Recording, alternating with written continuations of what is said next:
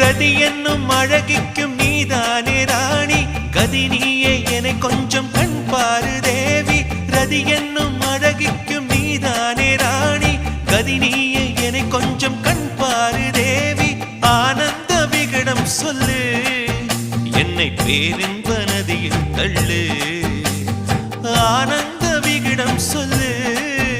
என்னை பேரின்ப நதியில் தள்ளு நான் பாக்யாதிபதியானேன் உன்னாலே கண்ணே உஷா பசும் பொன்னே உஷா குமுதம்